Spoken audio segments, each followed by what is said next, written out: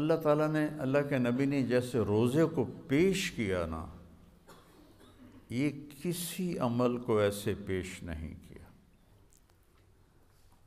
کہ آپ ممبر پہ کھڑے ہوئے اور فرمایا ماذا یستقبلکم وماذا تستقبلون، وہ کون آ رہا ہے، تم کس کے سامنے جا رہے ہو؟ تو سارے ایک دم گھبرا گئے، چونکہ آپ نے بڑے پرجوش انداز میں فرمایا۔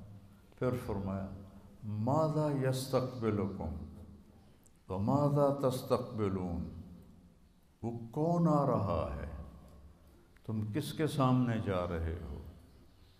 پھر اور صحابہ پریشان ہو گئے۔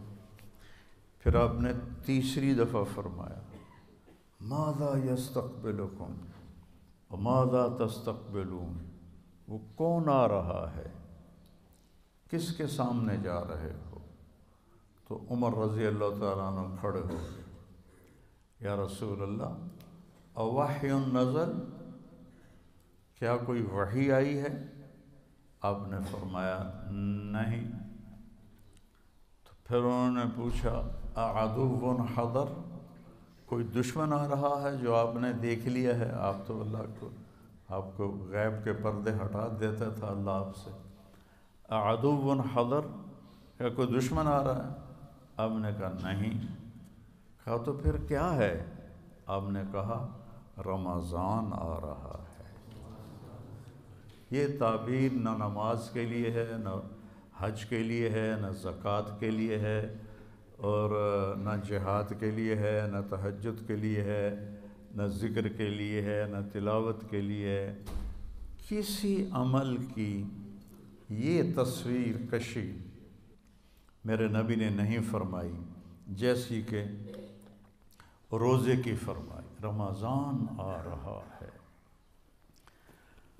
اور دوسری حدیث میں فرمایا اگر میری امت کو پتہ چل جائے لو یعلم امتی ما رمضان لتمنت ان تکون السنۃ کلھا رمضان، اگر میری امت کو پتہ چل جائے کہ رمضان کی کیا قیمت اور کیا فضیلت ہے، تو سارے تمنا کریں کہ کاش سارا سال ہی روزے ہوتے، سارا سال ہی رمضان ہوتا۔ تو پھر اللہ تعالیٰ نے اس کی فرضیت کو یا ایھا الذین آمنوا کتب علیکم الصیام، تم پہ روزے ہم نے فرض کیے ہیں،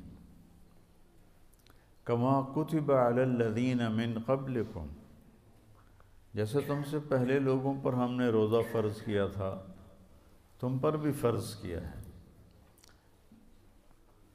کیا ملے گا؟ لعلکم تتقون، تمہیں تقوی ملے گا۔ تو روزے کے ساتھ کیا ہوتا ہے؟ تقوی مل جاتا ہے۔ جب تقوی ملتا ہے من یتق اللہ یجعل لہ مخرج ویرزقہ من حیث لا یحتسب، جو تقوی اختیار کرتا ہے اللہ تعالیٰ اس کو وہاں سے رزق دیتا ہے، اس کو ہر تنگی سے راستہ دیتا ہے، اور وہاں سے رزق دیتا ہے جہاں سے اس کو وہم و گمان بھی نہیں ہوتا۔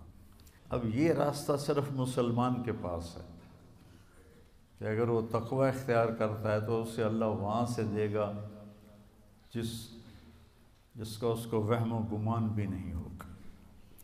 من یتق اللہ یجعل لہ من امرہ یسرا، جو تقوی اختیار کرے گا اللہ اس کے لیے آسانیاں پیدا کر دے گا۔ من یتق اللہ یکفر عنہ سیئاتہ ویعظم لہ اجرا، جو تقوی اختیار کرے گا اللہ اس کے گناہوں کو معاف کر دے گا، صاف کر دے گا۔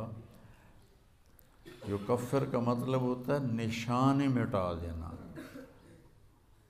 عفا کا مطلب ہوتا ہے چھپا دینا، اور تکفیر کا مطلب ہوتا ہے نشان مٹا دینا۔ اللہ ان کے گناہوں کے نشان مٹا دے گا اور ان کا اجر بہت زیادہ کر دے گا۔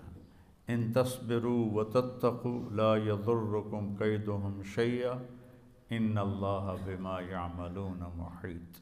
تم صبر اور تقوی اختیار کرو تو دشمن کی کوئی چال تمہارے اوپر کارگر نہیں ہوگی، اللہ ان کا گھیرا ڈالے ہوئے ہے، ان کے گرد گھیرا ڈالے ہوئے ہے۔ تو روزے کا صلہ بتایا گیا ہے تقوی، کہ اس سے انسان کو تقوی حاصل ہوتا ہے، اللہ کی خشیت، اللہ سے حیا کو تقوی کہتے ہیں۔ ایک گناہ نہ کرنا کہ دوزخ میں جاؤں گا، یہ بھی ایمان کا حصہ ہے۔ ایک گناہ نہ کرنا کہ مجھے اللہ سے شرم آتی ہے، مجھے اللہ سے حیا آتی ہے، یہ حیا کا جو درجہ ہے یہ خوف کے درجے سے بڑا ہے، خوف کے درجے سے حیا کا درجہ بڑا ہے۔ تو روزہ واحد عمل ہے جس کے پیچھے اللہ تعالیٰ نے فرمایا کہ تمہیں تقوی نصیب ہوگا، اور اللہ کے نبی کا فرمان ہے من صام یوما تطوعا ثم اعطی ملء الارض ذهبا لم یستوف ثوابہ دون یوم الحساب، کہ جس نے نفلی روزہ رکھا، نفل جو آپ کی نفل زائد کو کہتے ہیں، جس نے نفلی روزہ رکھا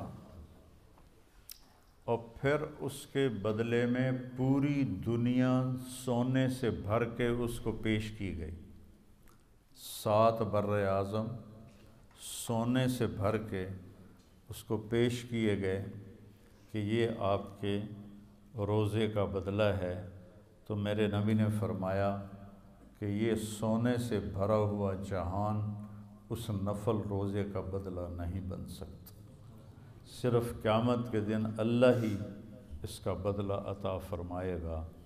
تو فرض روزے کو حضرت علی نے فرمایا جو ایک روزہ چھوڑ دے فرض اور پھر قیامت تک روزے رکھتا رہے، زندگی بھر نہیں، قیامت تک زندہ رہے اور روزے رکھتا رہے، تو اس ایک فرض روزے کے اجر کو حاصل نہیں کر سکتا۔